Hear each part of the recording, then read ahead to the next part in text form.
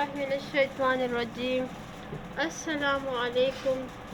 میں Pakistan public school and college میں class 10 کے آرٹ اسٹڈی کا ٹیچر ہوں۔ آج ہم پڑھیں گے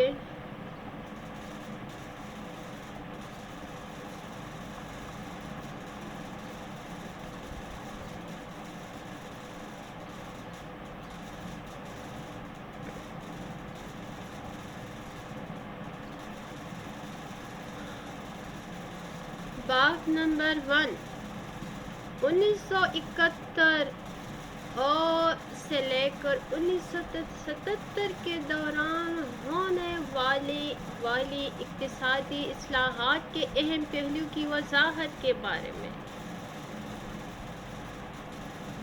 یہ اس ٹاپک کا فصل عنوان ہے۔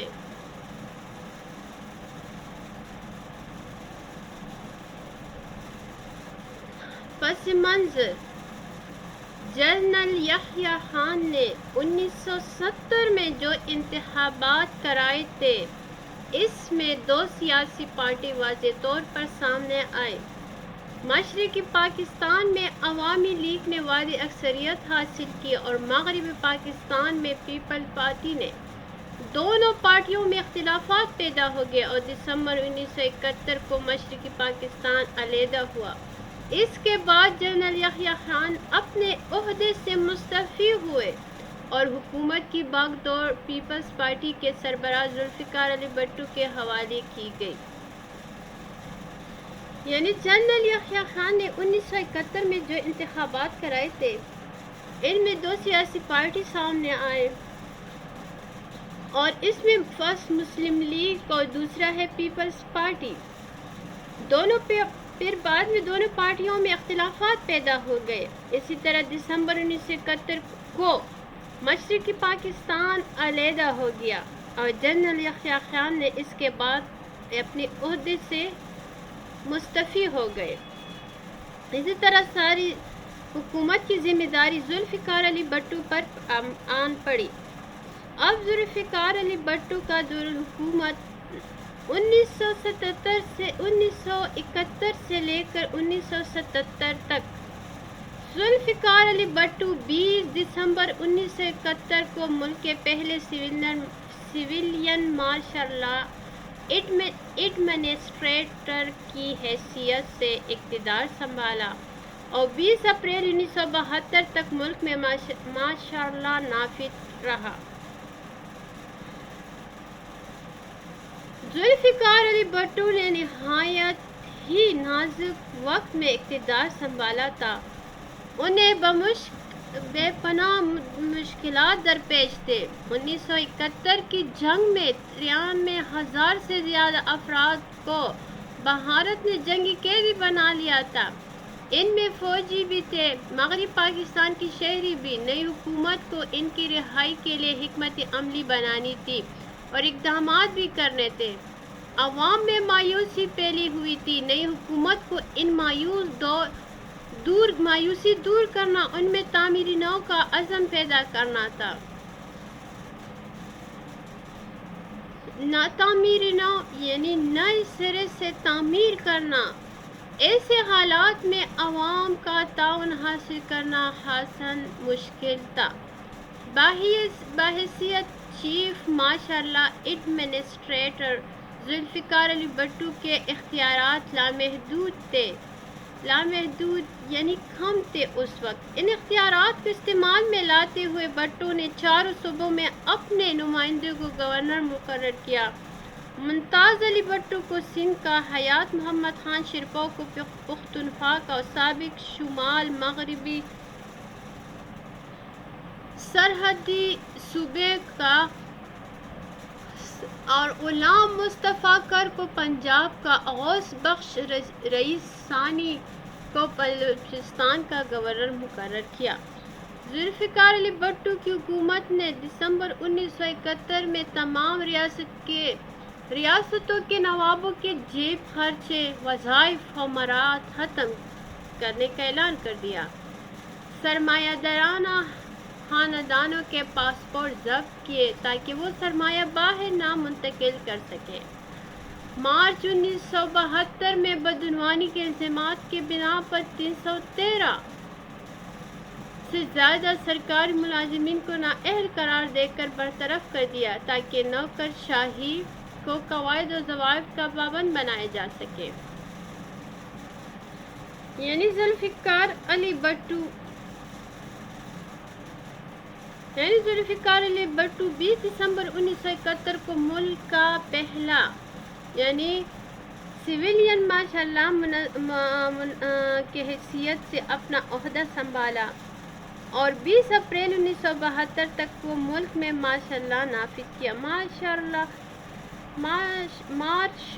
لا کا مطلب ہے یعنی فوجی حکومت نافذ کرنا. جب یعنی ذوالفقار علی بھٹو کو حکومت ملی تو اس وقت 1971 کی جنگ میں 93,000 افراد کو بھارت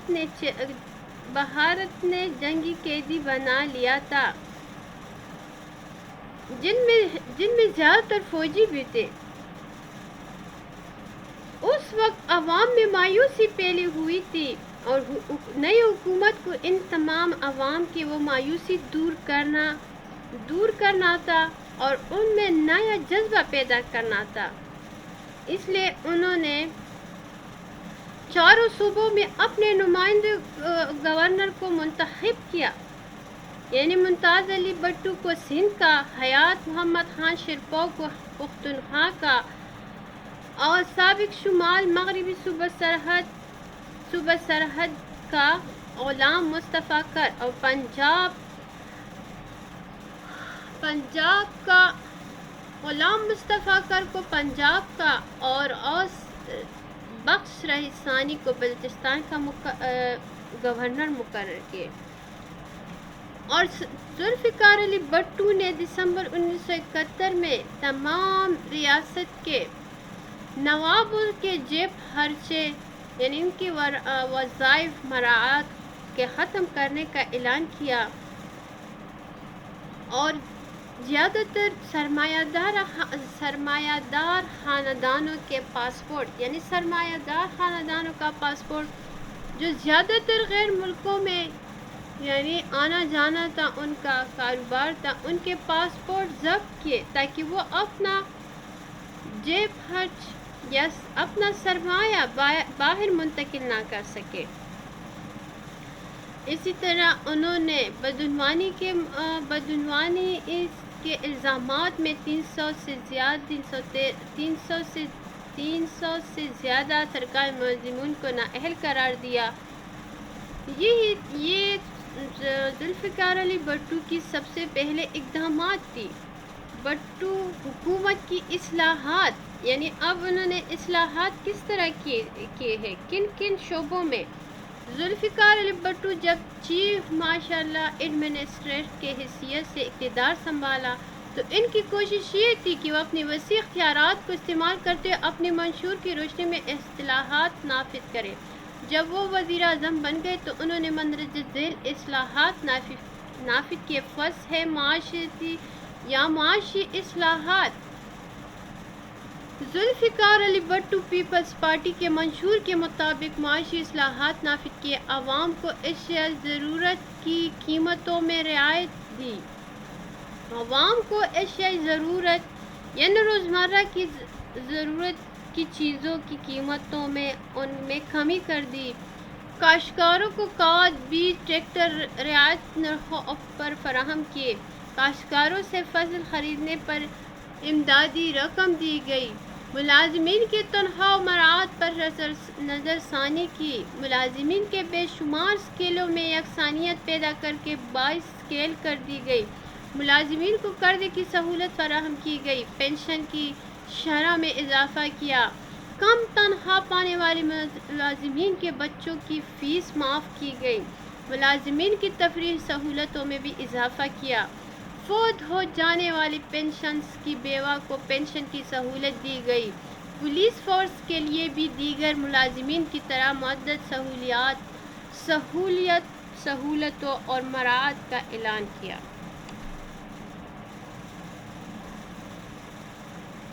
یعنی معاشرتی اصلاحات، یعنی بھٹو حکومت نے جب پہلی بار جو اپنے منشور پر عمل کیا، ان میں سب سے اہم یہ تھی کہ ان نے عوام کی اشیاء ضرورت کی قیمتوں میں کمی کر دی، کاشتکاروں کے بیج، کھاد اور ٹریکٹرز کو رعایت کم قیمت پر دیے، کاشتکاروں کی فصل خریدنے پر امدادی قیمتیں دی گئی، ملازمین کے تنخواہوں میں اور مراعات پر نظر ثانی کی، ملازمین کی بے شمار سب سے پہلے پیپلز پارٹی نے سب سے پہلے ملازمین کی اسکیلوں میں یکسانیت پیدا کر کے 22 اسکیل کر دی تھی۔ اس وقت سے پنشن کی شرح میں اضافہ کیا، کم تنخواہ پانے والے ملازمین کے بچوں کی فیس معاف کر دیے، فوت ہو جانے والے پنشنز کی بیوی کو پنشن کی سہولت دی گئی، اور پولیس فورسز کے بھی دیگر ملازمین کی طرح متعدد سہولیات فراہم کیے۔ دوسرا ہے لیبر اصلاحات، مزدوروں کے بارے میں انہوں نے کون سا قانون بنایا تھا، انہوں نے کون سے مراعات دیے ان کو۔ ذوالفقار علی بھٹو کی حکومت پہلی مرتبہ مزدوروں کے لیے قانون سازی کی گئی، ان میں مزدوروں اور کارکنوں کی بنیادی حقوق کو اولویت دی گئی، مزدوروں کی مراعات دی گئی، سرمایہ داروں کے ہاتھوں مزدوروں کے استحصال کو روکنے کی کوشش کی گئی، مزدوروں کو میڈیکل کی سہولت، زخمی ہونے پر معاوضہ دیا گیا، مزدوروں کے لیے بونس کی ادائیگی لازمی قرار دی گئی، اوور ٹائم کی سہولت دی گئی، مزدور تحریک اور ٹریڈ یونین کے نظام کو بھی زیادہ تحفظ دی گئی، مزدوروں کے لیے بڑھاپے کی پنشن، اجتماعی بیمہ لازمی قرار دیا، بلا وجہ نوکری سے برخاست کرنے پر پابندی لگا دی گئی، مزدور کے بچوں کو تعلیم کی سہولت فراہم کرنے پر زور دیا۔ دوسرا ذوالفقار علی بھٹو نے اپنی دور حکومت میں جو دوسرا اصلاحات کیا تھا وہ لیبر حکومت مزدور طبقے کے لیے قانون بنائے انہوں نے، مزدوروں اور کارکنوں کو بنیادی حقوق دی گئی، مزدوروں کو کئی مراعات دی گئی، سب سے پہلے مزدوروں کو میڈیکل کی سہولت دی گئی، زخمی ہونے پر انہیں معاوضہ دیا گیا، مزدوروں کے لیے بونس کی ادائیگی لازمی قرار دیا، اوور ٹائم کی سہولت دی گئی، مزدوروں کے لیے بڑھاپے کی پنشن اور اجتماعی بیمہ لازمی قرار دیا، بلا وجہ نوکری سے برخاست کرانے پر پابندی لگا دی گئی، اور مزدور کے بچوں کو تعلیم کی سہولت فراہم کرنے پر زور دیا۔ تیسرا اصلاحات بھٹو کی حکومت میں صنعتی اصلاحات اس نے کی تھی۔ 1972 میں ایک آرڈیننس ایک قانون پاس کیا کے ذریعے بعض صنعتوں کو قومی ملکیت میں لینے کا اعلان کیا، جن میں فولاد، لوہے کی صنعت، بھاری انجینئرنگ کی صنعت، دھاتوں کی بنیادی صنعت، موٹر گاڑیوں، ٹریکٹر کے پرزوں کی جوڑ پلانٹ، بجلی کے سامان بنانے کی صنعت، گیس تیل صاف کرنے کے کارخانے شامل تھے۔ اسی طرح ان صنعتوں سے متعلق 20 بڑے بڑے کارخانے سرکاری انتظام میں دی گئے۔ 16 جنوری 1972 کو مزید دی گئی صنعتوں کو سرکاری کنٹرول میں لیا گیا۔ اس قومیت کی پالیسی کے تحت غیر ملکی سرمایہ کو تحفظ دی گئی اور ادارے میں جو غیر ملکی سرمایہ سے چل رہے تھے سرکاری تحویل میں نہیں لیے گئے۔ صنعتی اصلاحات کے نتیجہ نکلا کہ ملکی معیشت پر حکومت کی گرفت زیادہ مضبوط ہو گئی، لیکن سرمایہ داروں کو چونکہ تحفظ حاصل نہیں رہا تھا، اس لیے نچلے شعبے میں سرمایہ کاری کی رفتار کم ہو گئی۔ صنعتوں کے لیے بھٹو نے جو صنعتوں میں اصلاحات جو کیے تھے، یعنی 1972 میں بھٹو نے ایک قانون پاس کیا جس میں صنعتوں کو قومی ملکیت میں لینے کا اعلان کیا۔ اس میں فولاد، لوہے کی صنعت، بھاری انجینئرنگ، موٹر گاڑی اور ٹریکٹروں کے پرزے جوڑنے کے پلانٹ، بجلی کا سامان صنعت، گیس، تیل صاف کرنے کے کارخانے شامل ہیں۔ ان میں 20 بڑے بڑے کارخانے سرکاری انتظام میں دی گئے۔ 16 جنوری 1972 کو مزید 11 صنعتوں کو سرکاری کنٹرول میں لیا گیا، یعنی غیر سرکاری اداروں کو قومی ملکیت میں لیا گیا۔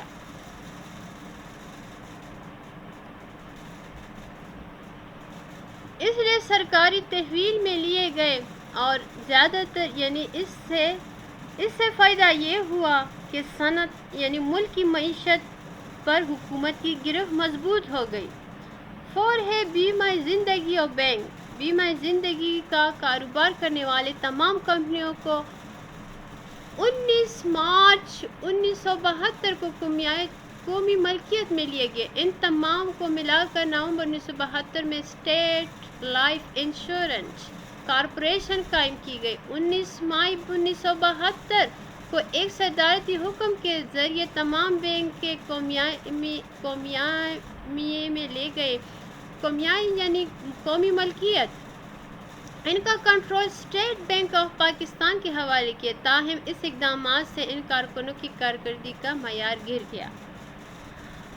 تعلیمی اصلاحات 5 پوائنٹ اس میں ہے۔ تعلیمی اصلاحات یعنی بھٹو نے اپنے دور حکومت میں تعلیم کے بارے میں کیا اقدامات کیے؟ تعلیمی سہولت کا عام آدمی تک پہنچنے کے عرض سے بھٹو کی حکومت نے تعلیمی اداروں کو قومیائی لیا۔ جو اسکول قومیائی کیے گئے تھے ان میں تعلیم مفت کر دیے، تاہم یہ پالیسی اپنے مقاصد حاصل کرنے میں ناکام رہی۔ اس کی وجہ یہ تھی کہ کچھ اعلیٰ تعلیمی ادارے جن کا معیار تعلیم بہت بلند تھا اس پالیسی سے مستثنیٰ تھے، جن کی وجہ سے طبقاتی فرق وسیع سے وسیع تر ہوتا گیا۔ یعنی بھٹو کے اصلاحات میں تعلیمی سہولت عام آدمی کے پہنچنے کی عرض سے بھٹو نے تعلیمی حکومت یعنی زیادہ تر اداروں کو تعلیمی اداروں کو حکومت کی تحویل میں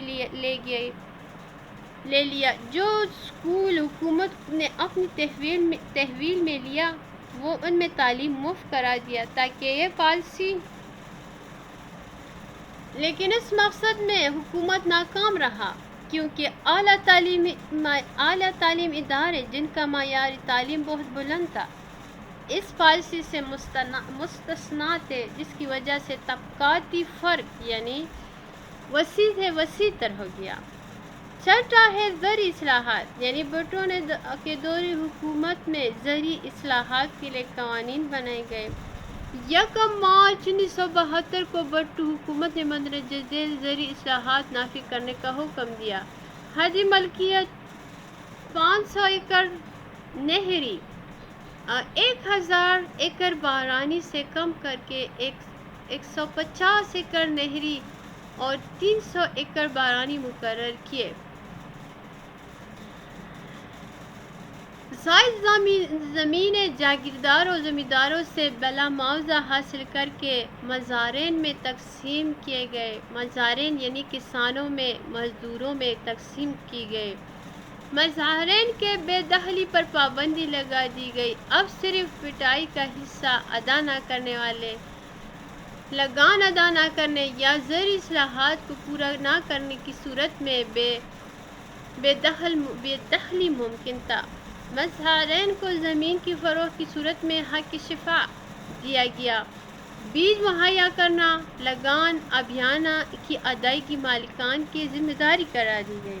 1977 کے انتخابات سے پہلے 5 جنوری 1977 کو بھٹو نے دوسری زرعی اصلاحات کا اعلان کیا، تاہم اصلاحات کو عملی جامہ نہ پہنایا جا سکا۔ یعنی بھٹو نے اپنے دور حکومت میں یہ زرعی اصلاحات کیے تھے۔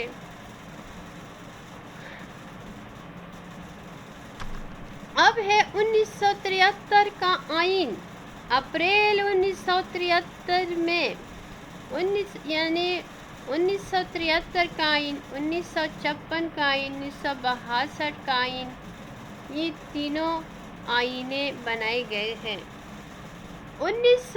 اپریل 1972 میں ایک ملک میں ماشاء اللہ ختم کر کے ایک عبوری حکومت نافذ کیا گیا۔ ماشاء اللہ یعنی فوجی حکومت ختم کر کے عبوری یعنی عارضی طور پر ایک حکومت قائم کی گئی، آئین قائم ہوا جو ملک کے لیے مستقل آئین کی تیاری کے لیے منتخب ارکان اسمبلی میں سے 25 ارکان پر مشتمل ایک کمیٹی قائم کی گئی جن میں تمام بڑی سیاسی جماعتوں کی نمائندگی دی گئی۔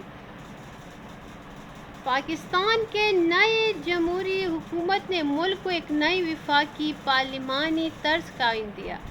یہ تحریری آئین ہے۔ یہ آئین کا اصلی معنوں میں ایک اسلامی جمہوری ریاست کا آئین ہے۔ پہلی مرتبہ اس آئین کے تحت 2 ایوان مقننہ قائم ہوئے، یعنی قومی اسمبلی میں آبادی کے لحاظ سے، جبکہ سینٹ میں چاروں صوبوں کی مساوی نمائندگی دی گئی۔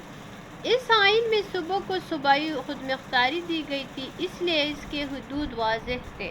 یہ پاکستان کی تمام سیاسی جماعت کا متفقہ دستور ہے۔ 1973 کا یہ آئین 14 اگست 1973 کو ملک میں نافذ ہوا۔ یہ ملک کا سب سے پہلا آئین تھا۔ 1973 کا یہ آئین 14 اگست 1973 کو ملک میں نافذ ہوا۔ 1973 کے آئین کے اہم دفعات 1973 کے آئین کے اہم دفعات مندرجہ ذیل ہے۔ فرسٹ ہے وفاقی آئین۔ یہ آئین وفاقی ہے جس کی وجہ سے ملک 4 صوبوں وفاقی دارالحکومت اسلام آباد یعنی وفاق کے زیر انتظام قبائلی علاقہ فاٹا شمال علاقے پر مشتمل ہے۔ یہ 280 دفعات پر مشتمل ہے۔ اس کو وفاقی آئین کہا جاتا ہے۔ دوسرا ہے تحریری آئین۔ 1973 کا آئین سرکاری طور پر تحریری شکل میں موجود ہے۔ پارلیمانی یعنی یہ آئین پارلیمانی ہے۔ وزیر اعظم اس کا کابینہ کے ارکان پارلیمنٹ سے لیے جاتے ہیں۔ 4 ہے 2 ایوان مقننہ یعنی مرکزی مقننہ 2 ایوانوں پر مشتمل ہے۔ ایوان زیر کو قومی اسمبلی، ایوان بالا کو سینٹ کہا جاتا ہے۔ ایوان زیری کا مطلب ہے قومی اسمبلی اور ایوان بالا کو سینٹ کہا جاتا ہے۔ قومی اسمبلی میں صوبوں کی آبادی کے تناسب سے نمائندگی دی گئی، جبکہ سینٹ کے تمام صوبوں کو مساوی نمائندگی دی گئی۔ قومی اسمبلی کے ممبران 5 سال اور سینٹ کے 6 سال کے لیے منتخب کیے جاتے ہیں۔ 5 ہے بنیادی حقوق۔ 1973 کے آئین میں عوام کو بنیادی حقوق دی گئی۔ مقننہ کو ایک ایسے قانون سازی کے اختیار حاصل نہیں ہو جو آئین میں دی گئی بنیادی حقوق سے متصادم ہو، یعنی اختلافات ہو، فرق ہو۔ 6 ہے ترمیم کا طریقہ کار۔ آئین کے مطابق آئینی ترمیم کا مسودہ کسی بھی ایوان میں پیش کیا جا سکتا ہے۔ دونوں ایوانوں میں اس مسودہ بل کے لیے کل اراکین کی 2/3 اکثریت سے منظوری لینا لازمی ہے۔ یہ آئین نہ تو زیادہ استوار ہے اور نہ زیادہ لچکدار، یعنی یہ آئین نہ تو اتنا استوار ہے نہ اتنا مضبوط ہے، نہ زیادہ لچکدار اور نہ زیادہ یعنی پیچیدہ۔ 7 ہے آزاد عدلیہ۔ 1973 کے آئین میں عدلیہ کی آزادی کو ضمانت دی گئی، یعنی عدالتی نظام کو آزادی دی گئی۔ اس میں اعلیٰ عدالتوں میں جج صاحبان کی تقرری برطرفی کے لیے ایک طریقہ کار موجود ہے۔ ملک کی سب سے بڑی عدالت سپریم کورٹ ہے۔ ہر صوبہ اور وفاقی علاقے کے لیے ہائی کورٹس موجود ہیں۔ بلا واسطہ انتخابات۔ اس آئین کے تحت قومی اور صوبائی اسمبلیوں کے لیے ہر 5 سال اور عام انتخابات منعقد کیے جاتے ہیں۔ یہ انتخابات بلا واسطہ ہوتے ہیں۔ ووٹروں کی عمر کم از کم 18 سال مقرر کی گئی۔ قومی زبان اردو کو قومی زبان قرار دیا گیا، لیکن ساتھ ساتھ اس بات کی بھی ضمانت دی گئی کہ علاقائی زبان کی ترویج اور ترقی کے لیے کام کیا جائے۔ ریاستی پالیسی کے رہنمائی اصول 1973 کے آئین میں ریاستی پالیسی کے نمایاں اصول مندرجہ ذیل ہیں۔ فرض ہے پاکستان کے مسلمانوں کو انفرادی اجتماعی طور پر اپنی زندگی اسلامی اصولوں کے مطابق گزارنے کے لیے خاطر خواہ سہولت فراہم کی جائے۔ ایسے اقدامات کی جائے کہ وہ قرآن و سنت اور سنت رسول صلی اللہ علیہ وسلم کو سمجھ سکے، اس پر عمل کر سکے۔ قرآن مجید کی تعلیم لازمی کرا دیا۔ حکومت اس بات کا خیال رکھے کہ قرآن مجید کی اتباعات غلطیوں سے پاک ہو۔ تیسرا ہے ملک میں اسلام کا ضابطۂ اخلاق نافذ کی جائے۔ فور ہے زکوٰۃ اور اوقاف سے متعلق امور کا مناسب انتظام کیا جائے۔ ایسی پالیسیاں ترتیب دی جائے جن سے قبائلی، علاقائی، صوبائی تعصبات کی حوصلہ شکنی ہو۔ پسماندہ لوگوں کی تعلیم اور معاشرتی ترقی کے لیے ضروری اقدامات کی جائے۔ سکس ہے زندگی کے ہر شعبے میں عورتوں کی شرکت کی حوصلہ افزائی کی جائے۔ شادی بیاہ عائلی زندگی کی ضروری تحفظ دی جائے۔ سیون ہے اقلیتوں کے حقوق کی مناسب نگہداشت کی جائے۔ ایٹ ہے تمام شہریوں کو اعلیٰ تعلیم حاصل کرنے کے لیے یکساں مواقع فراہم کیے جائے۔ نو ہے شہریوں کی معیاری زندگی کو بلند کی جائے، دولت کو چند ہاتھوں سے نہ سمیٹ دیا جائے۔ 10 ہے شہریوں کے مابین مذہب، نسل، جنس کا امتیاز ختم کی جائے، حکومت بے سہارا لوگوں کی حفاظت کرے۔ 11 ہے اسلامی اتحاد کو فروغ دینے کے لیے حکومت مسلم ممالک کے ساتھ بہتر تعلقات قائم کرنے کے لیے مناسب اقدامات کرے۔ 1973 کے آئین کی اسلامی دفعات۔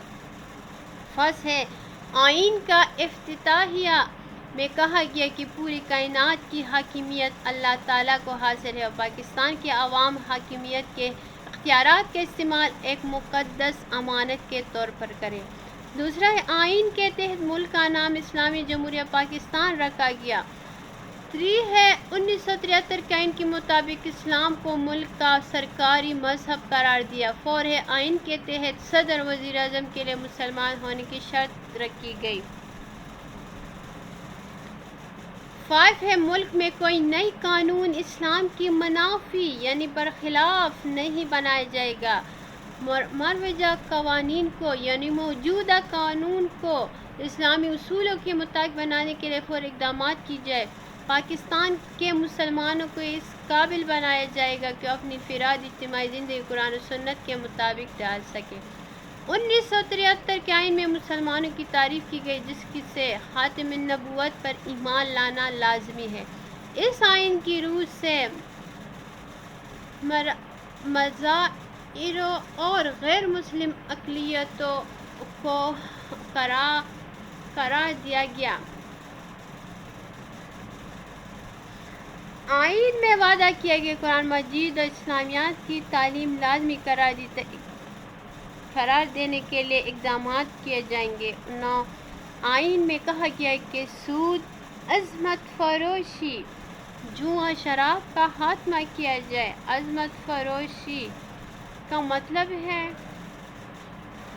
گانا بجانے والے یعنی فضول قسم کے کاموں میں مشغول ہونے والے لوگ۔ اصل اسلامی 10 ہے اسلامی نظریاتی کونسل قائم کی جائے۔ یہ کونسل قوانین کو اسلامی بنانے میں قانون سازی اداروں کی رہنمائی کریں گے۔ 11 ہے اقلیتوں کو مذہبی آزادی دی گئی۔ یہ تھا سن 1973 کا آئین۔ اس میں اصلاحات بتائے گئے، پھر دفعات بتائے گئے کہ کون کون سے دفعات اس میں شامل کیے گئے ہیں۔ اب ہے جنرل ضیاء الحق کا دور حکومت 1977 سے لے کر 1988 تک یعنی جنرل ضیاء الحق نے حکومت کی۔ بھٹو کی حکومت ختم کر کے جنرل ضیاء الحق نے 5 جولائی 1977 کو اقتدار سنبھالا۔ اسی طرح ملک میں ماشاء اللہ کا ایک اور دور کا آغاز ہوا۔ جنرل ضیاء الحق نے 90 دن کے اندر انتخابات کرانے کا وعدہ کیا۔ اس عرصے کے دوران آزاد تحریر اور تقریر ختم کر کے سیاسی سرگرمیوں پر مکمل پابندی لگائی۔ اکتوبر 1977 میں عام انتخابات کے التوا اور سیاستدانوں کے احتساب کا اعلان کیا گیا۔ مارچ 1978 کو لاہور کے ہائی کورٹ نے سابق وزیر اعظم ذوالفقار علی بھٹو کو نواب محمد احمد خان کے قتل کے الزام میں سزائے موت کا حکم سنایا۔ ماشاء اللہ کے زیر سایہ جولائی 1978 کو سول کابینہ نے حلف اٹھایا، جس میں مسلم لیگ کے وزراء بھی شامل تھے۔ کچھ عرصے بعد پاکستان قومی اتحاد PNA میں شامل بعض جماعتوں کے نمائندوں کو بھی کابینہ میں شامل کر دیا۔ ستمبر 1978 میں جنرل ضیاء الحق نے صدر پاکستان کا عہدہ بھی سنبھالا اور ملک میں پہلی بار نظام زکوٰۃ، عشرہ، حدود آرڈیننس زکوٰۃ کے بارے میں ایک محکمہ زکوٰۃ و عشرہ کے بارے میں ایک محکمہ قائم کیا۔ حدود آرڈیننس اسلامی حدود کے بارے میں قانون نافذ کیا۔ 1979 سے لے کر 80 میں ہوا۔ ستمبر 1979 میں ملک میں طویل عرصے کے بعد بلدیاتی اداروں کے انتخابات منعقد ہوئے۔ مارچ کے بعد اکتوبر 1979 میں بھی عام انتخابات ایک بار پھر ملتوی یعنی ختم ہوئے۔ سیاسی پارٹیوں پر پابندی لگا دی گئی۔ 23 مارچ 1981 کو ملک میں عبوری آئین نافذ ہوا، جس نے 1973 کے آئین کی جگہ لے لی، اور 12 اگست 1983 کو صدر ضیاء الحق نے اپنی آئینی فارمولہ پیش کیا، جس کے تحت 19 دسمبر 1984 کو صدارتی ریفرنڈم ہوا۔ صدارتی ریفرنڈم یعنی عام انتخابات ہوئے۔ صدارت کے مطابق صدارتی عہدے کے لیے عام انتخابات، جس میں صدر ضیاء الحق نے بھاری اکثریت سے کامیابی حاصل کی، اور 25 فروری 1985 کو قومی اسمبلی اور 28 فروری کو صوبائی اسمبلی کے عام انتخابات میں غیر جماعتی بنیاد پر ہوئی۔ 20 مارچ 1985 کو محمد خان جو پاکستان کے وزیر اعظم بنے، اور صدر جنرل ضیاء الحق نے 30 دسمبر 1985 کو ملک سے ماشاء اللہ کے خاتمے کا اعلان کر دیا، یعنی فوجی حکومت کا خاتمہ ہوا، اور جنرل ضیاء الحق نے اپنی حکومت کی افغان پالیسی کی بنا پر دنیا بھر میں اہم مقام حاصل کیا، لیکن فوجی اقتدار کی طویلات کی وجہ سے ملک کی سیاسی، سماجی اور معاشی اداروں کو استحکام نہیں مل سکا۔ اسلامی قوانین کے نفاذ کی کوششیں۔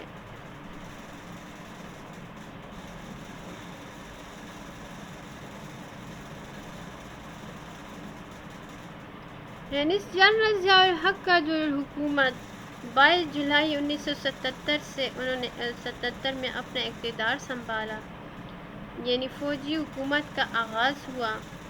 جنرل ضیاء الحق نے 90 دن میں عام انتخابات کرنے کا وعدہ کیا اور سیاسی سرگرمیوں پر پابندی لگا دی۔ اکتوبر 1977 میں عام انتخابات کا اعلان ہوا، لیکن وہ ملتوی ہوئے۔ بعد میں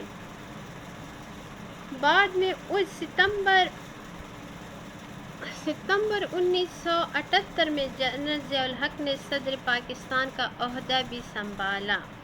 ستمبر 1978 میں جنرل ضیاء الحق نے صدر پاکستان کا عہدہ بھی سنبھالا، اور انہیں پہلی بار نظام زکوٰۃ، عشرہ اور حدود آرڈیننس قائم کیے، اور اسی طرح 12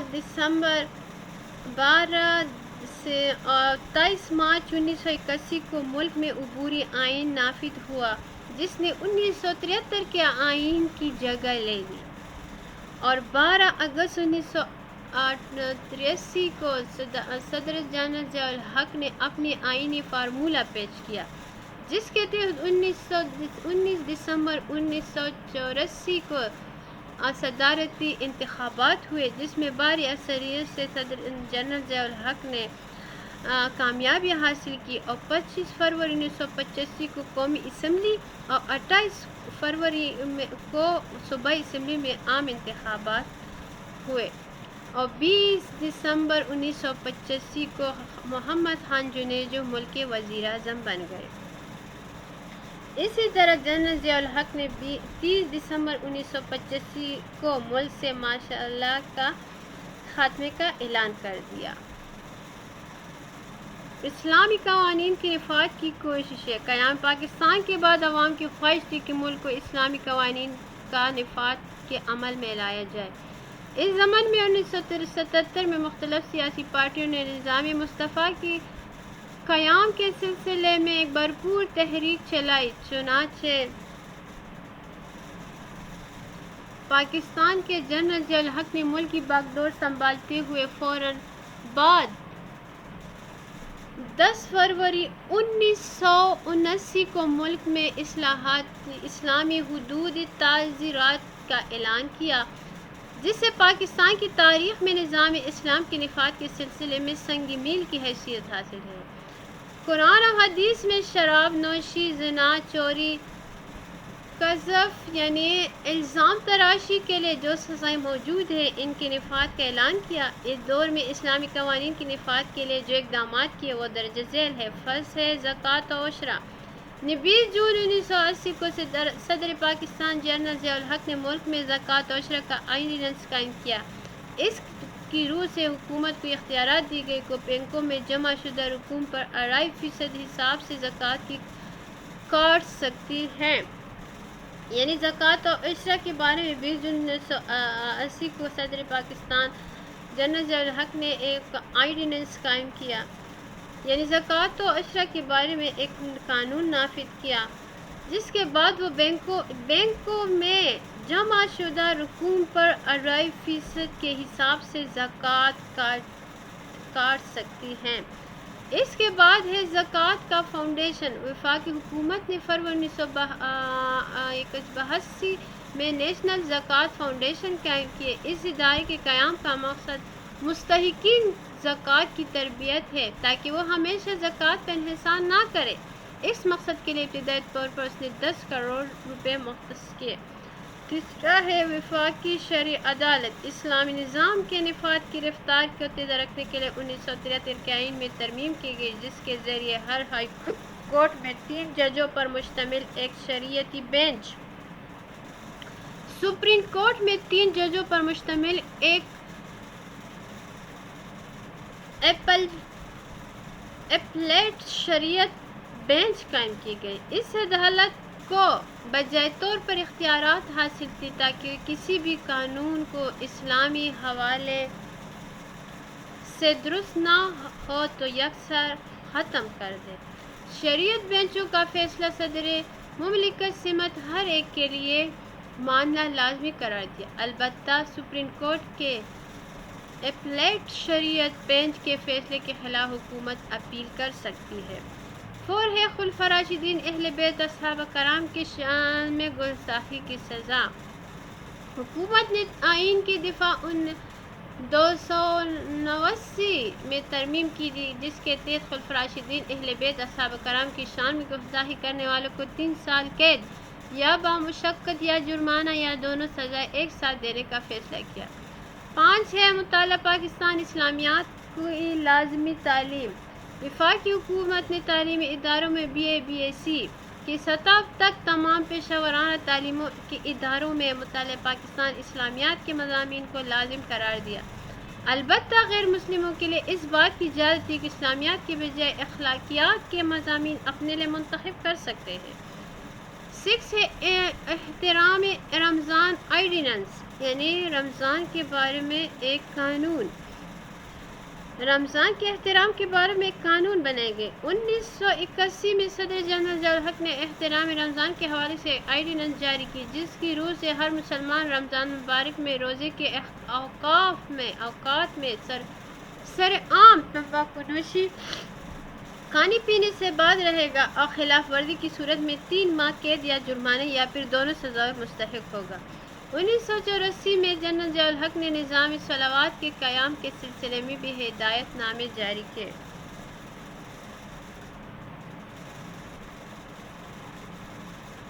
7 ہے وفاقی محتسب احتساب اسلامی معاشرے کا اہم حصہ ہے، جس کا مقصد انصاف، قانون کی بالادستی قائم کرنا، مساوات قائم کرنا تاہم عوام کے حقوق کا تحفظ ہو سکے۔ اس مقصد کے حصول کے لیے جون 1981 میں جنرل محمد ضیاء الحق نے وفاقی محتسب کے ادارے قائم کرنے کا اعلان کیا۔ وفاقی محتسب کا عہدہ غیر جانبدارانہ، غیر سیاسی ہے۔ اس عہدے کی میعاد 4 سال ہے۔ کوئی شہری اگر کسی سرکاری محکمے یا کسی افسر کے فیصلے کی حکم یا کارروائی کے سبب متاثر ہوا ہو تو وہ سادہ کاغذ سے اپنی شکایات لکھ کر وفاقی محتسب کو ڈاک کے ذریعے بھیج کر ایسے عناصر کے خلاف کارروائی کر کے درخواست دے سکتے ہیں۔ 8 ہے مجلس شورا کا قیام۔ دسمبر 1981 میں صدر مملکت جنرل ضیاء الحق نے حکومت و عوام کے درمیان مؤثر رابطے کی غرض سے مجلس شورا کے قیام کا اعلان کیا۔ مجلس شورا کے ارکان کی تعداد 50 تھی۔ مجلس شورا کے فرائض میں شامل تھے وہ ایسے اقدامات کی سفارش کی جن میں کاربند ہو کر اسلامی معاشرے کے قیام کے بارے میں عوام کی توقعات پورا کی جا سکے، نفاذ اسلام کے عمل کو تیز کرنے میں حکومت مدد کرے اور ملک میں ایسے حالات پیدا کر کے ملک کسی قسم کے بحران کا شکار کیے ہوئے بغیر اسلامی جمہوری منزل کو طے کر سکے۔ بلا سود بینکاری اقتصادی نظام میں سود کی لعنت سے پاک کرنے کے لیے صدر جنرل ضیاء الحق نے بعض اقدامات کا اعلان کیا، جس کے تحت تمام بینکوں میں بلا سود بینکاری کا نظام متعارف کرایا۔ افغان جہاد اور اس کے اثرات۔ دسمبر 1979 میں سوویت یونین کے 1 لاکھ سے زیادہ فوجی افغانستان میں داخل ہو گئے اور خطرہ تھا کہ وہ پاکستان کی سرحد کی طرف پیش قدمی کرے، جو پاکستان کے لیے خطرہ تھا۔ حکومت اس مرحلے پر افغانستان سے آنے والے مہاجرین کے لیے پاکستان کی سرحدیں کھول دینے کا تاریخی فیصلہ کیا۔ سفارتی سطح پر حکومت نے اس جارحیت کا مقابلہ کرنے کے لیے سب سے پہلے اسلامی ممالک کے ساتھ رابطے کیے۔ 1980 میں اسلامی وزرائے خارجہ کا ہنگامی اجلاس اسلام آباد میں طلب کیا۔ امت مسلمہ کے نمائندوں نے افغانستان کی انقلابی حکومت کو تسلیم کرنے سے انکار کر دیا اور روسی جارحیت کی پرزور مذمت کی۔ افغانستان کے مسئلے کو نہ صرف پاکستان نے بلکہ پوری عالم اسلام کا مسئلہ قرار دیا۔ افغان مہاجرین کی آمد سے پاکستان پر معاشی بوجھ کو مل کر اٹھانے پر آمادگی کا اظہار کیا۔ پاکستان کی حکومت ہر طرف افغانستان میں روسی جارحیت کے خاتمے کے لیے گوشہ تھی تو دوسری طرف لاکھوں مہاجرین کی امداد کے لیے سرگرم عمل تھی۔ مہاجرین کے لیے ترقی یافتہ ممالک امداد دینے شروع کر دی گئے۔ برطانیہ، مغربی جرمن، جاپان نے پاکستان کے بعض قرضے معاف کر دیے اور بعض پر سود کی رقم معاف کر دی۔ مہاجرین کی امداد اشیاء فراہم کرنا شروع کر دی۔ امریکہ کی امداد میں 2.5 سال بعد پاکستان پہنچنا شروع ہو گئی۔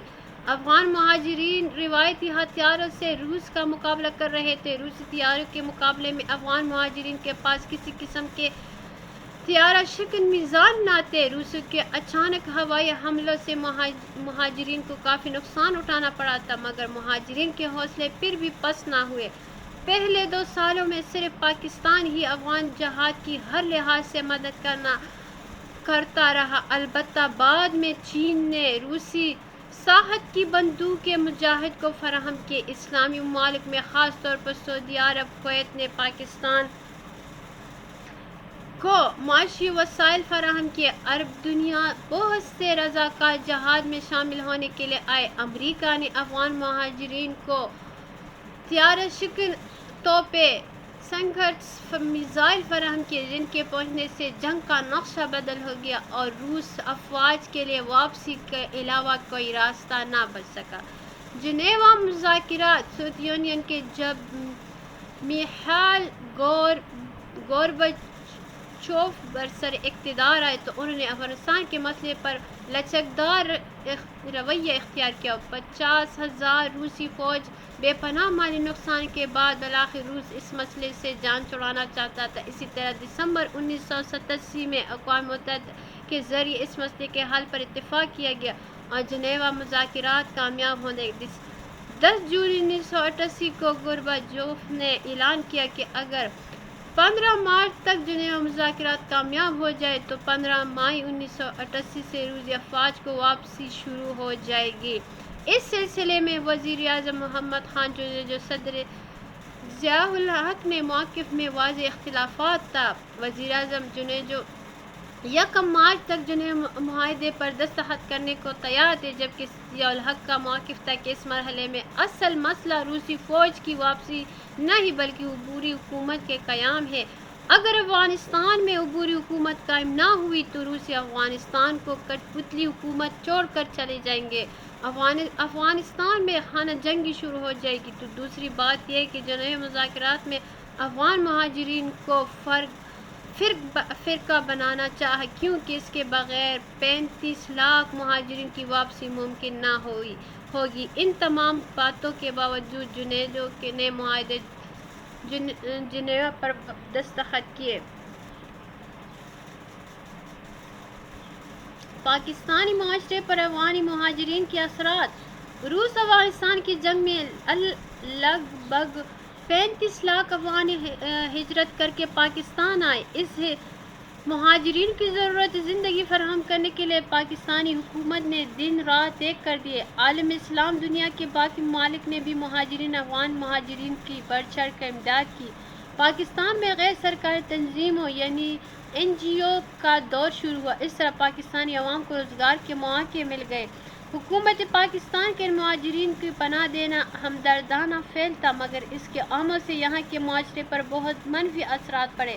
معیشت کے حوالے سے مہاجرین کی آمد سے پاکستان کی معیشت پر عام اور صوبہ پختونخوا پر خاص طور پر منفی اثرات پڑے۔ بیشتر کاروبار افغان مہاجرین کے ہاتھوں چلے گئے۔ افغانستان میں مدہوش حالات کے پیش نظر اب بھی پاکستان میں لاکھوں افغان مہاجرین سکونت پذیر ہیں، یعنی ابھی تک وہ اپنے گھروں ان کے کاروبار گھر بار یہاں پاکستان میں ہے، یعنی سکونت پذیر یعنی یہاں رہ رہے ہیں پاکستان میں۔ محمد خان جونیجو کا دور حکومت 1985 سے لے کر 1988 تک۔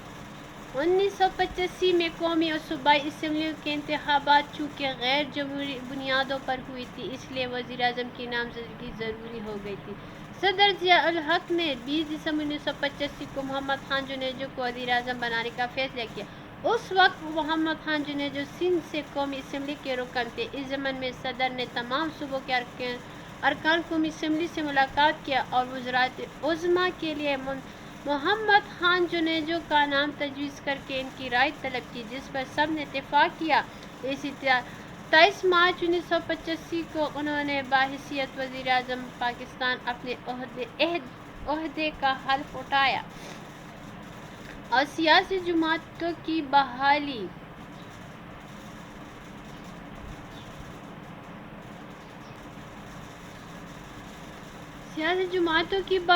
صدر ضیاء الحق نے ذاتی طور پر سیاسی جماعتوں کے وجود کے خلاف تھے، لیکن اس کے باوجود یہ ضرورت محسوس کی گئی کہ پارلیمانی نظام سیاسی جماعتوں کے بغیر نہیں چلا سکتا۔ چنانچہ مرکزی اسمبلی اور صوبائی اسمبلی میں سربراہان حکومت نے اپنے گروپ تشکیل دیے۔ محمد خان جونیجو نے ایوان کے 273 ارکان میں سے 109 ارکان پر مشتمل اپنی پارٹی بنائی اور باقی ارکان میں بھی اپنے آزاد گروپ بنائے۔ سیاسی جماعتوں کی بحالی کا بل نومبر 1985 کو قومی اسمبلی میں پیش کیا گیا۔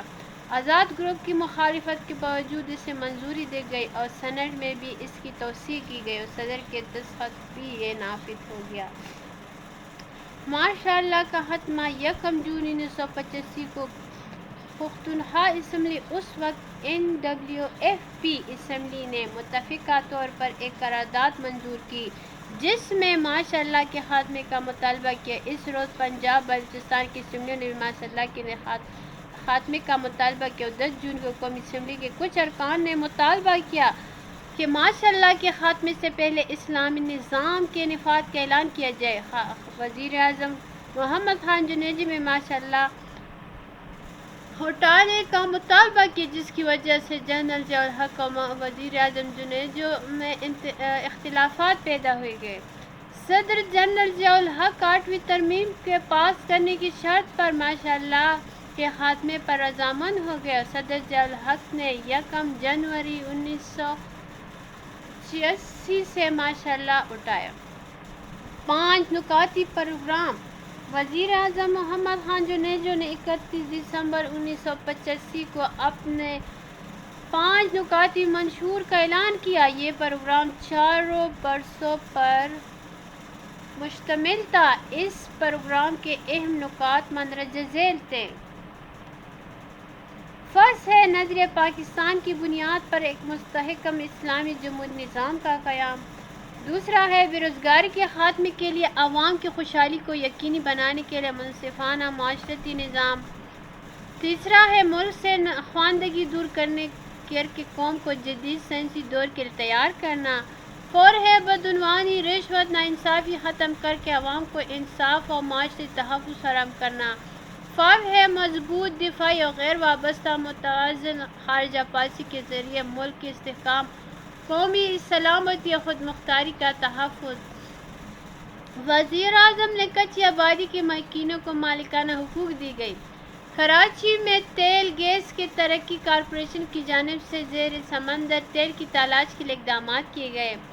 صدر ضیاء الحق کو 8ویں ترمیم کے بعد 1990 تک وزیر اعظم کی نامزدگی اختیار کیا تھا۔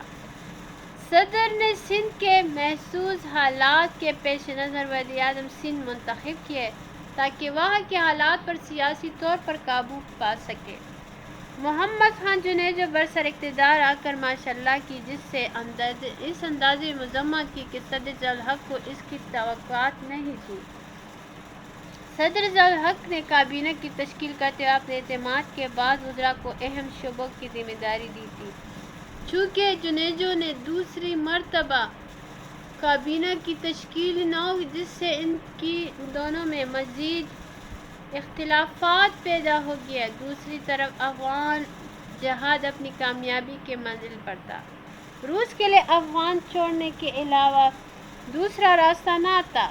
صدر ضیاء الحق کی خواہش تھی کہ جنگ کے خاتمے سے پہلے افغانستان میں مہاجرین کی عبوری حکومت قائم کی جائے، مگر وزیر اعظم جنیجو نے نومبر 1987 سے وزیر خارجہ صاحبزادہ یعقوب خان کو جو کئی سالوں سے اس مسئلے کے نشیب و فراز سے آگاہ تھے، وزارت خارجہ سے فارغ کر دیا، یہ شعبہ خود سنبھال لیا۔ پھر افغانستان کے مسئلے اور جنیو مذاکرات کے بارے میں آل پارٹی کانگریس بنائی گئی جس میں پاکستان پیپلز پارٹی کے سمیت تمام پارٹیوں نے شرکت کی۔ 10 اپریل 1988 کو راولپنڈی میں اجڑی کیمپ کے اسلحے کی ڈپو میں آگ لگ گئی اور کئی سینکڑوں جانیں کروڑوں روپے کی املاک تباہ ہو گئے۔ اس واقعے کی تحقیقی رپورٹ جنرل ضیاء الحق کابینہ میں حلج پڑ گئی۔ جنیجو حکومت کی برطرفی۔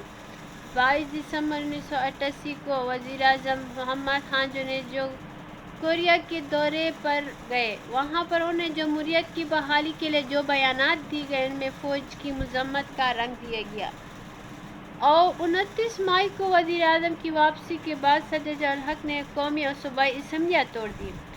صدر ضیاء الحق نے اسمبلیاں توڑنے کی 3 وجوہات بیان کیے: اسلام کے نفاذ کا عمل روک دیا گیا، جمہوری عمل سست ہو گئی، امن و امان کی صورتحال ابتر ہو رہی ہے جس سے ملک کی سلامتی کو خطرہ ہے۔ حکومت توڑنے کے اسباب میں جنیو معاہدے کے سلسلے میں صدر ضیاء الحق کے منشور کو یکسر نظر انداز کرنا اور سانحہ اجڑی کیمپ پر فوج پر سرعام تنقید کرنا بھی شامل تھا۔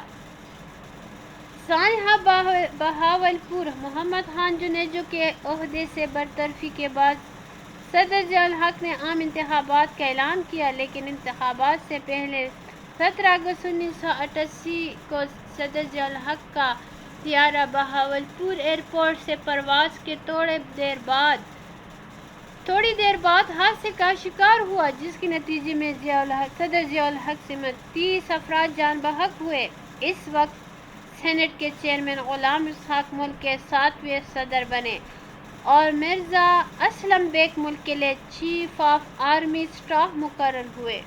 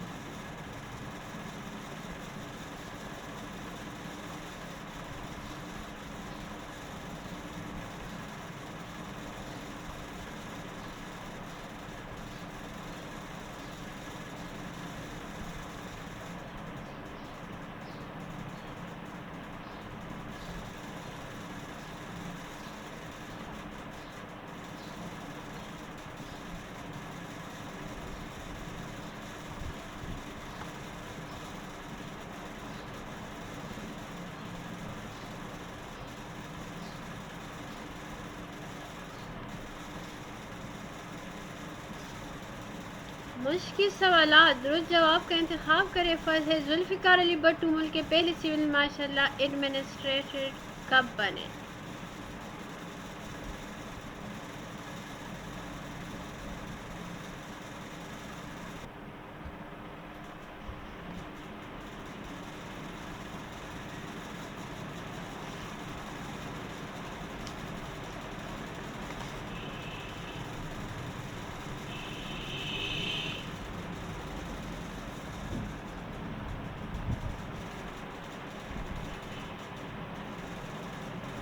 مشکل سوالات فصل ہے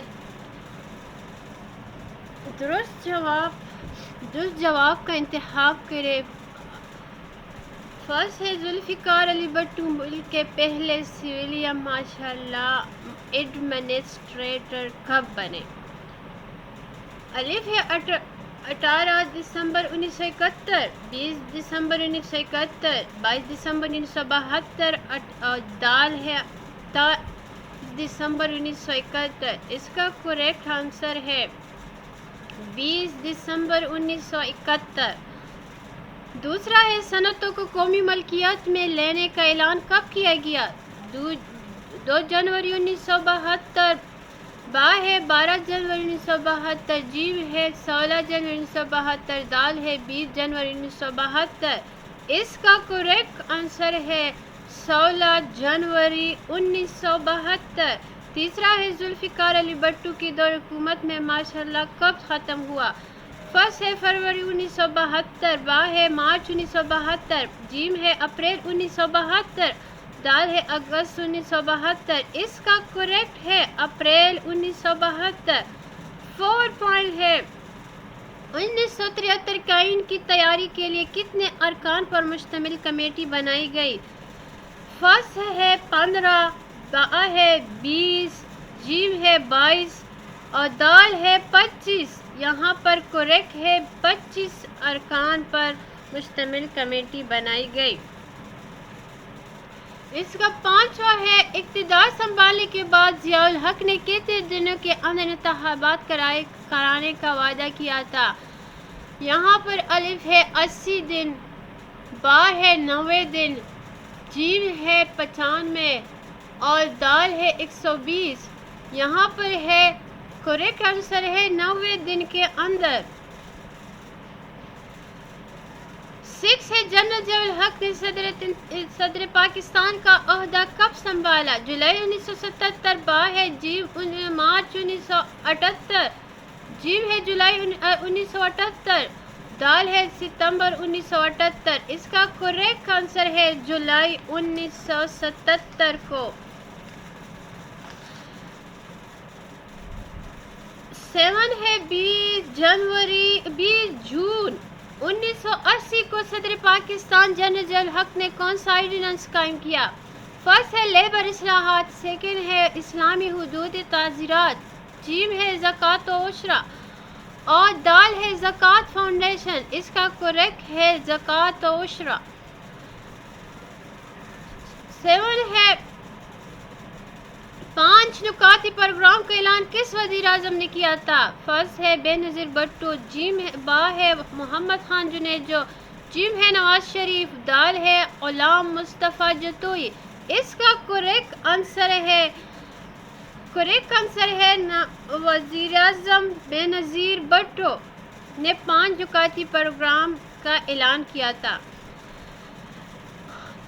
8 ہے وزیر اعظم بے نظیر بھٹو نے قومی اسمبلی سے اعتماد کا ووٹ کب لیا تھا؟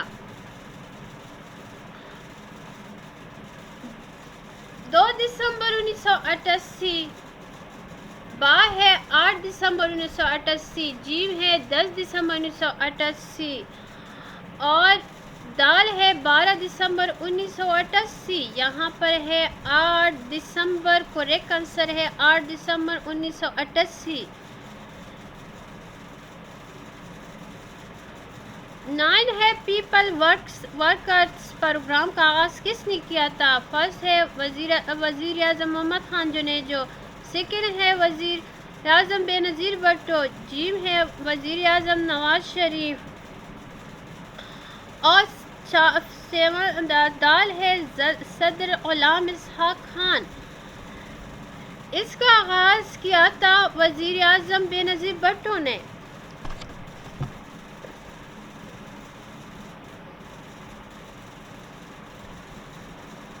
ہے میاں نواز شریف نے پہلی مرتبہ وزیر اعظم کب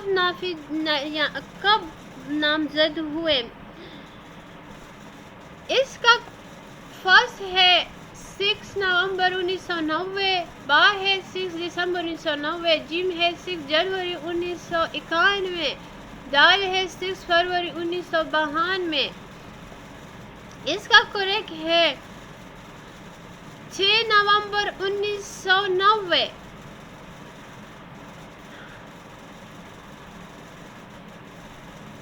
11 ہے قومی مالیاتی کمیشن ایوارڈ کا آغاز کس نے کیا تھا؟ بے نظیر بھٹو نے، نواز شریف نے، معراج خالد نے یا فاروق لعاری نے؟ یہاں پر ہے نواز شریف نے قومی مالیاتی ایوارڈز کا اعلان کیا تھا۔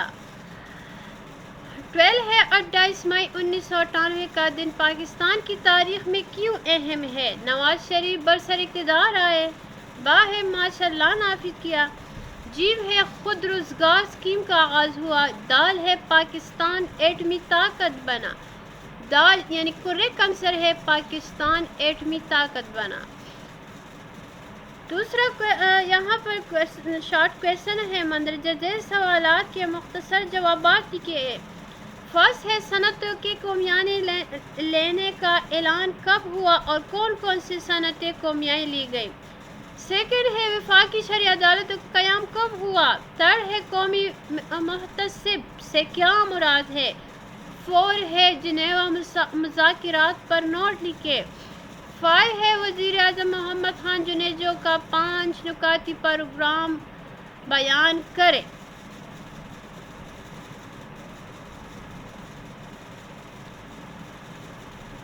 تاریخ پاکستان، یہاں پر پہلا باب ہے 1 تاریخ پاکستان کا شارٹ کویشچن ہے، صنعتوں کو قومیائی کا اعلان کب ہوا اور کون کون سی صنعتیں قومیائی لی گئی؟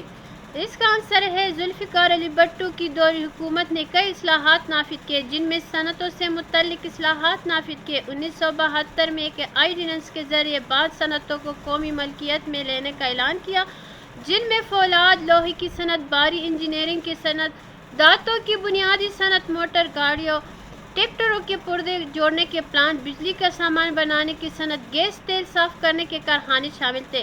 اسی طرح ان صنعتوں سے متعلق 20 بڑے بڑے کارخانے سرکاری انتظام میں دیے گئے۔ دوسرا شارٹ کویشچن ہے، وفاقی شرعی عدالتوں کا قیام کب ہوا؟ اس کا جواب ہے قیام پاکستان کے بعد عوام کی یہ دیرینہ خواہش تھی کہ جن اسلامی اصولوں پر مملکت پاکستان کی بنیاد رکھی، وہی دیرینہ اصول اسلامی قوانین پاکستان میں رائج کیا جائے، منظور کیا جائے۔ اس ضمن میں 1973 میں مختلف سیاسی پارٹیوں نے نظام مصطفیٰ کے قیام کے سلسلے میں بھرپور تحریک چلائی۔ چنانچہ صدر پاکستان جنرل ضیاء الحق نے ملک کی باگڈور سنبھالنے کے فوراً بعد 1979 کو ملک میں اسلامی حدود تعزیرات کا نفاذ کیا گیا۔ اسلامی نظام کے نفاذ کی رفتار کو تیز کرنے کے لیے 1973 کے آئین میں ترمیم کی گئی، جس کے ذریعے ہر ہائی کورٹ میں 3 ججوں پر مشتمل ایک شریعتی بینچ، سپریم کورٹ میں 3 ججوں پر مشتمل ایک پلیٹ شریعتی بینچ قائم کی گئی۔ شریعت کے بینچوں کا فیصلہ صدر مملکت سمیت ہر ایک کے لیے ماننا لازم قرار دیا۔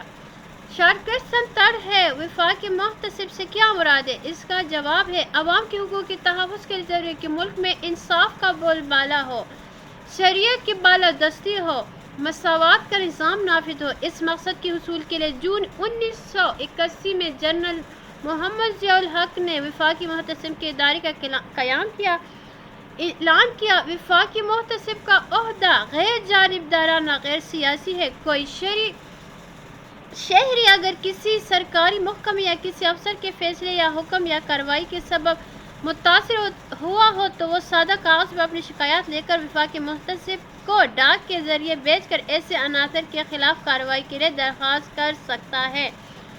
چوتھا شارٹ کویشچن ہے، جنیوا مذاکرات پر نوٹ لکھیں۔ اس کا جواب ہے دسمبر 1979 میں سوویت یونین کی 1 لاکھ سے زیادہ افواج افغانستان میں داخل کی گئی۔ اس دوران لاکھوں افغان مہاجرین نے پاکستان کی طرف ہجرت کی۔ سوویت یونین نے جب میخائیل گورباچوف برسر اقتدار آئے تو انہیں افغانستان کے مسئلے پر لچکدار رویہ اختیار کیا۔ 50,000 روسی افواج اور بے پناہ مالی نقصان کے بعد بالآخر روس اس مسئلے سے جان چھڑانا چاہتا تھا، اس لیے دسمبر 1987 میں اقوام متحدہ کے ذریعے اس مسئلے کے حل پر اتفاق کیا گیا اور جنیوا مذاکرات کے دور کامیاب ہوا۔ 10 جنوری 1988 کو گورباچوف نے اعلان کیا کہ اگر 15 مارچ تک جنیوا مذاکرات کامیاب ہو جائے تو 15 مئی 1988 سے روسی افواج کی واپسی شروع ہو جائے گی۔ اس کا 5واں شارٹ کویشچن ہے، وزیر اعظم محمد خان جنیجو کی 5 نکاتی پروگرام بیان کریں۔ جواب ہے وزیر اعظم محمد خان جنیجو نے 31 دسمبر 1985 کو اپنی 5 نکاتی پروگرام کا منشور کا اعلان کیا اور یہ پروگرام 4 برسوں پر مشتمل تھا۔ اس کے اہم نکات مندرجہ ذیل تھے۔ فرض ہے نظریہ پاکستان کی بنیاد پر ایک مستحکم اسلامی جمہوری نظام کا قیام۔ دوسرا ہے بے روزگاری کے خاتمے، عوام کی خوشحالی کو یقینی بنانے کے لیے منصفانہ معاشرتی نظام کا قیام۔ تیسرا ہے ملک سے ناخواندگی دور کر کے قوم کو جدید سائنسی دور کے لیے تیار کرنا۔ 4 ہے بدعنوانی، رشوت اور ناانصافی ختم کر کے عوام کو انصاف و معاشرتی تحفظ فراہم کرنا۔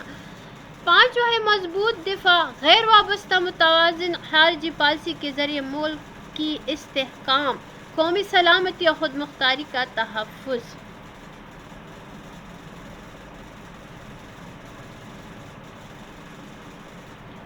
باب نمبر 1، تاریخ پاکستان۔ اس باب میں آپ پڑھیں گے ذوالفقار علی بھٹو کا دور حکومت 1931 سے 77 تک۔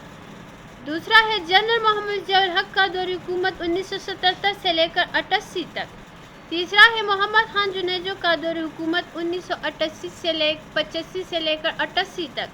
4 ہے بےنظیر بھٹو کا ادوار، یعنی بےنظیر بھٹو نے دو مرتبہ حکومت کی تھی۔ فرسٹ ہے پہلا دور حکومت 1988 سے 1999 تک، اور دوسرا ہے بینظیر بھٹو کا دوسرا دور حکومت 1993 سے 1996 تک۔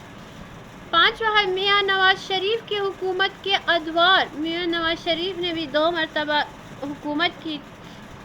میاں نواز شریف کا پہلا دور حکومت 1990 سے لے کر 1993 تک، اور دوسرا دور میاں محمد نواز شریف کا دوسری دور حکومت 1997 سے لے کر 99 تک ہے۔ چھٹا ہے جنرل پرویز مشرف کا دور حکومت 1999 سے لے کر 2008 تک۔ اس بات میں کچھ مزید معلومات: تمام متعلقہ شخصیات کی تصویر،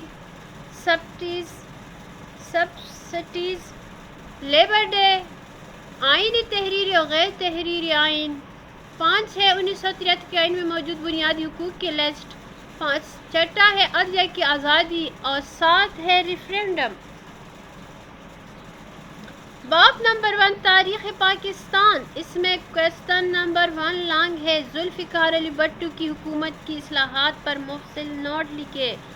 جواب ہے 1970 کے الیکشن میں پاکستان پیپلز پارٹی نے مغربی پاکستان میں اکثریت حاصل کی۔ الیکشن کے فوراً بعد پاک بھارت جنگ 1971 میں ہوئی۔ مشرقی پاکستان الگ ہو کر بنگلہ دیش بن گیا، اور ذوالفقار علی بھٹو 20 دسمبر 1971 میں ملک کی پہلی سویلین مارشل لا ایڈمنسٹریٹر بن گئے۔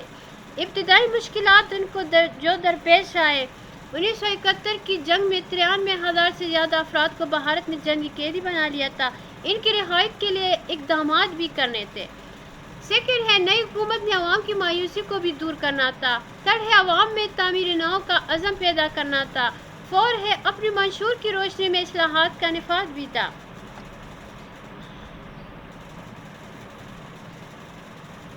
14 اگست 1973 سے 5 جولائی 1877 تک وزیر اعظم رہے۔ 20 دسمبر 1971 سے لے کر 13 اگست 1973 تک بطور صدر رہے۔ 14 اپریل 1972 سے 15 اگست 1972 تک بطور اسپیکر حزمات سر انجام دیتے رہے، اور 15 جون 1963 سے 31 اگست 1986 تک خارجہ امور کے وزیر رہے۔ ذوالفقار علی بھٹو۔ ابتدائی اقدامات جو ذوالفقار علی بھٹو نے کیے ہیں یہ ہے: دسمبر 1971 میں تمام ریاستوں کے نوابوں کے جیب خرچے، وظائف و مراعات ختم کر دیے۔ سرمایہ دار خاندانوں کے پاسپورٹ ضبط کیے تاکہ وہ سرمایہ باہر منتقل نہ کر سکے۔ مارچ 1972 میں بدعنوانی کے الزامات کی بنا پر 313 سے زیادہ سرکاری ملازمین کو نااہل قرار دے کر برطرف کر دیا۔ 4 صوبوں میں اپنے نمائندوں کو گورنر منتخب کیے۔ فرسٹ ہے ممتاز علی بھٹو سندھ کا، حیات محمد خان شرپور خیبر پختونخوا کا، تھرڈ ہے غلام مصطفیٰ کر پنجاب کا، اور بخش رئیسانی بلوچستان کا گورنر مقرر کیے۔ بھٹو حکومت کی اصلاحات: معاشرتی اصلاحات: عوام کو اشیاء ضرورت کی قیمتوں میں سبسڈی دی گئی، یعنی رعایتوں میں کمی کر دی گئی۔ کاشتکاروں کو کھاد، بیج اور ٹریکٹر کی رعایتی نرخوں میں فراہم کیے۔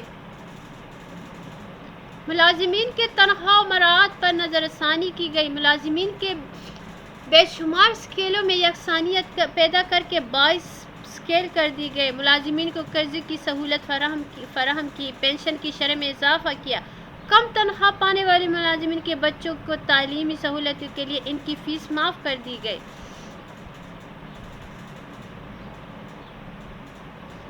ملازمین کی تفریحی سہولتوں میں اضافہ دیا گیا۔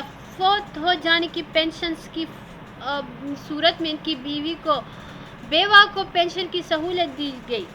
پولیس فورس کی دیگر ملازمین کی طرح متعدد سہولیات اور مراعات کا اعلان کر دیا۔ لیبر اصلاحات: جس میں دوسرا پوائنٹ ہے لیبر اصلاحات۔ مزدوروں کے لیے پہلی مرتبہ قانون ساز کی گئی۔ مزدوروں کو مراعات دی گئی۔ مزدوروں کو میڈیکل کی سہولت اور زخمی ہونے پر معاوضہ دیا گیا۔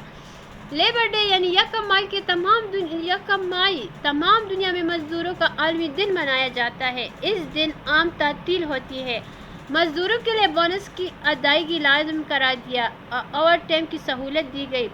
مزدور تحریک اور ٹریڈ یونٹ کے نظام میں بھی زیادہ تحفظ دیا گیا۔ مزدوروں کو بڑھاپے کی پنشن اور اجتماعی بیمہ لازمی قرار دیا، بلا وجہ برخاست کرنے پر پابندی لگا دیا گیا۔ تیسرا ہے صنعتوں کے متعلق اصلاحات جو بھٹو نے کیے۔ 1972 میں ایک آئیڈیننس کے ذریعے بعض صنعتوں کو قومی ملکیت میں لینے کا اعلان کیا۔ سیکنڈ ہے صنعتوں سے متعلق 20 بڑے بڑے کارخانے سرکاری نظام میں دی گئی۔ قومی آئین لینے کی پالیسی اختیار کرتے ہوئے غیر ملکی سرمایہ کو تحفظ دی گئی۔ تھرڈ ہے صنعت اصلاحات کی وجہ سے ملکی معیشت پر حکومت کی گرفت مضبوط ہو گئی۔ فور ہے بیمہ زندگی اور بینک۔ بیمہ زندگی کاروبار کرنے والی تمام کمپنیوں کو 19 مارچ 1972 کو قومی ملکیت میں دی گئی۔ 1972 میں اسٹیٹ لائف انشورنس کارپوریشن قائم کی گئی اور 19 مئی 1972 کو ایک صدارتی حکم کے ذریعے تمام بینک قومی ملکیت میں لی گئی۔ ان کا control state bank of Pakistan کو دی گیا۔ پانچواں ہے زرعی اصلاحات۔ حدی ملکیت 500 ایکڑ نہری اور 1000 ایکڑ بارانی کم کر کے 150 ایکڑ نہری اور 300 ایکڑ بارانی مقرر کیے۔ زائد زمین جاگیردار اور زمینداروں سے بلا معاوضہ حاصل کر کے مزارعین میں تقسیم کے مزارعین یعنی کسانوں میں تقسیم کے مزارعین کی بے دخلی پر پابندی لگا دی گئی۔ اب ضرب بٹائی کا حصہ ادا نہ کرنے، لگان نہ کرنے یا زرعی ضرورت کو پورا نہ کرنے کی صورت میں بے دخل ممکن نہ تھی۔ مزارعین کو زمین کی فروخت کی صورت میں حق شفا دیا گیا۔ بیج مہیا کرنا لگان ابھیان کی ادائیگی مالکان کی ذمہ داری قرار پائی۔ اس میں سیکنڈ کویسچن ہے 1973 کا آئین کی اہم نکات۔ 1973 آئین کسے کہتے؟ قواعد ضوابط کا وہ مجموعہ جن کی روشنی میں کاروباری حکومت چلایا جاتا ہے آئین کہلاتے ہیں۔ پاکستان میں اب تک 3 آئین بنے۔ 1956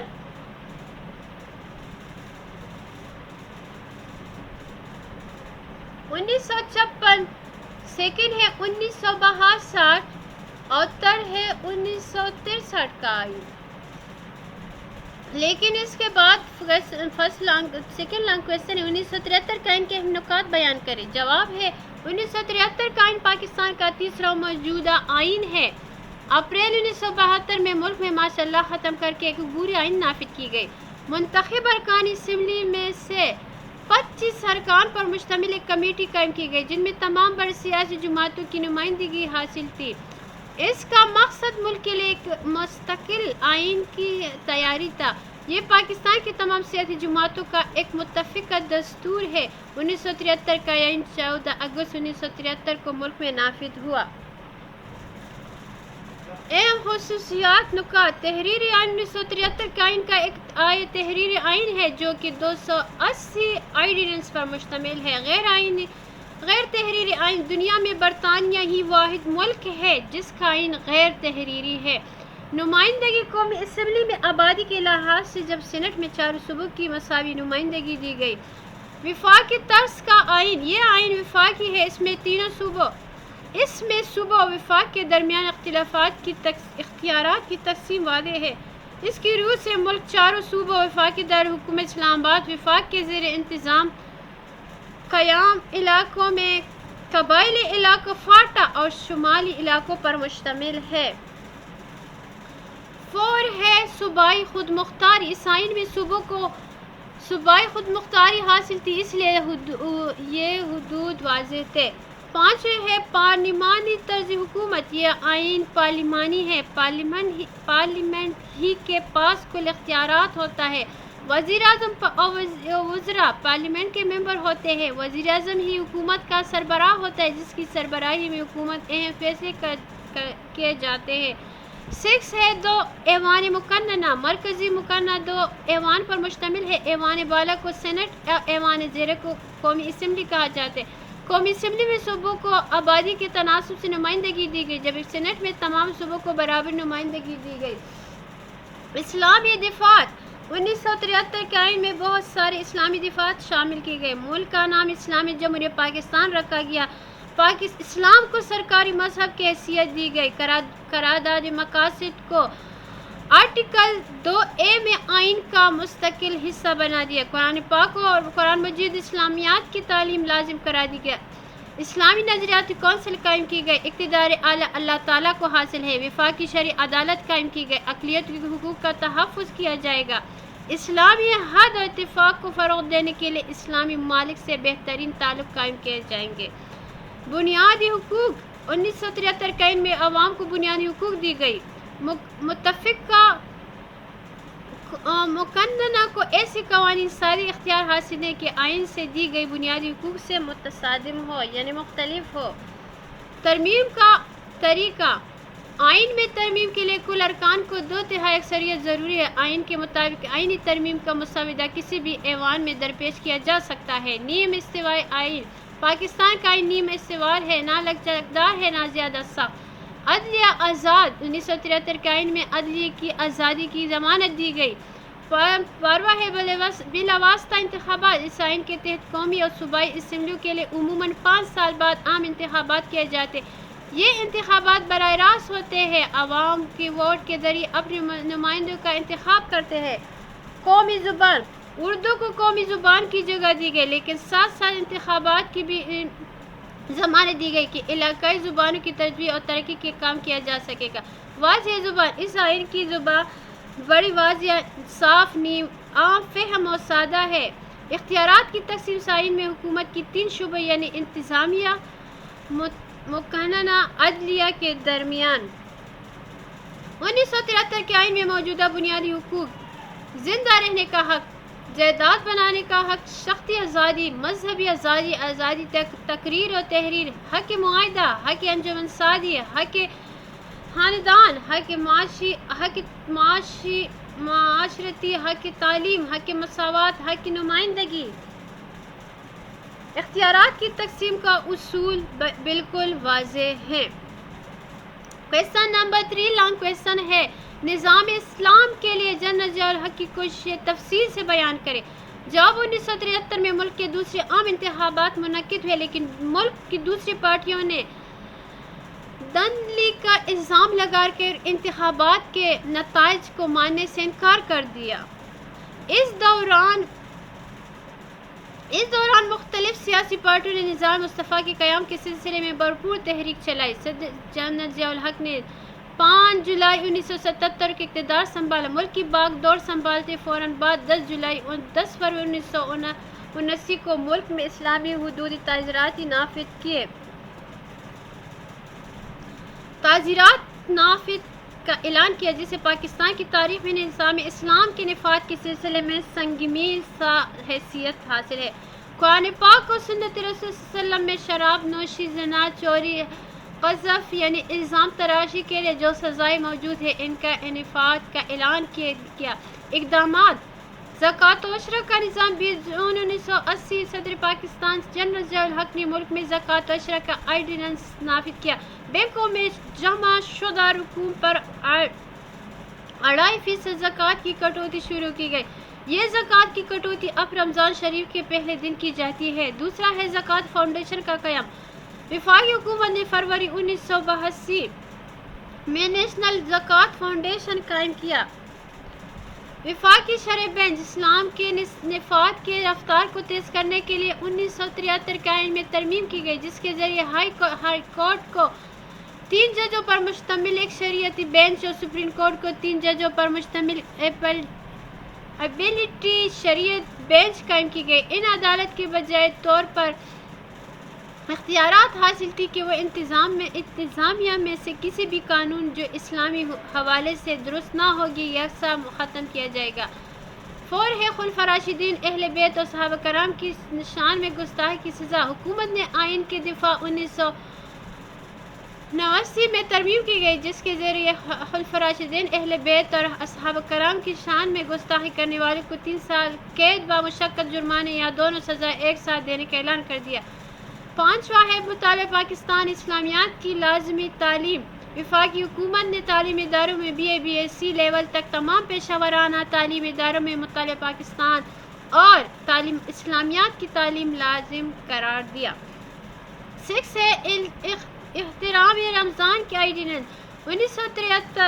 1981 میں یہ آرڈیننس جاری کی کہ ہر مسلمان رمضان مبارک میں روزوں کے اوقات میں سر عام تمباکو نوشی اور پانی پینے سے پرہیز رہے۔ خلاف ورزی کی صورت میں 3 ماہ قید یا جرمانہ یا دونوں سزائیں کا مستحق ہوگا۔ نظام صلوات 1984 میں جنرل ضیاء الحق نے نظام صلوات کے قیام کے سلسلے میں بھی ہدایت نامے جاری کیے۔ تمام دفاتر میں نماز کے اوقات میں نماز پڑھنے کی تاکید کی گئی، اس لیے کہ خاص وقفہ رکھا گیا۔ وفاق محتسب جنرل ضیاء الحق نے جون 1981 میں وفاق محتسب کے ادارے قائم کرنے کا اعلان کیا۔ کوئی شہری اگر کسی سرکاری محکمے یا کسی افسر کے فیصلے حکم کی کارروائی کے سبب متاثر ہوا ہو تو سادہ کاغذ پر اپنی شکایات لے کر وفاق محتسب کو ڈاک کے ذریعے بھیج کر ایسے عناصر کے خلاف کارروائی کے لیے درخواست کر سکتا ہے۔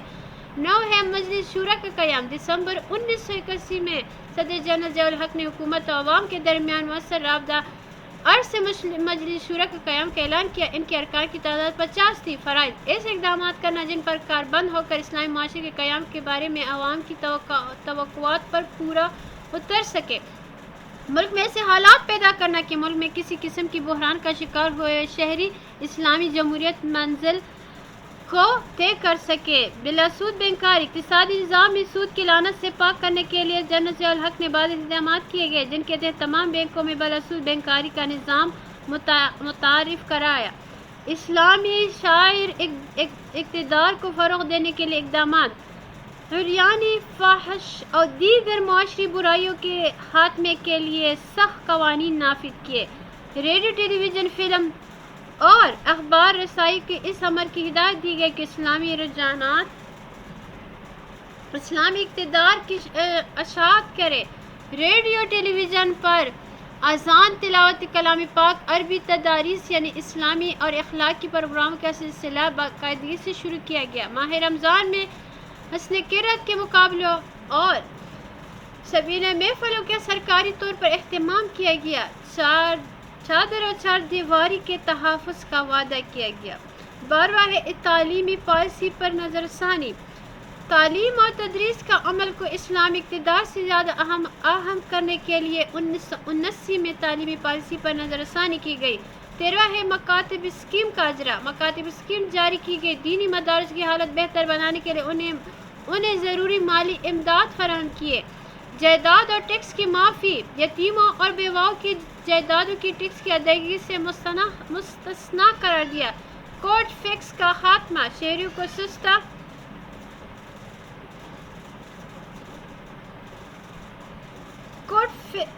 فیس کا خاتمہ۔ شہریوں کو سستا عدالت انصاف فراہم کرنے کی کورٹ فیس کا خاتمہ کر دیا۔ قومی لباس زیب تن کرنا۔ 1977 میں تمام اعلیٰ سرکاری ملازمین کے لیے قومی لباس پہننا لازمی قرار دیا تاکہ سرکاری ملازمین کو ذہنی غلامی سے نجات دلایا جا سکے۔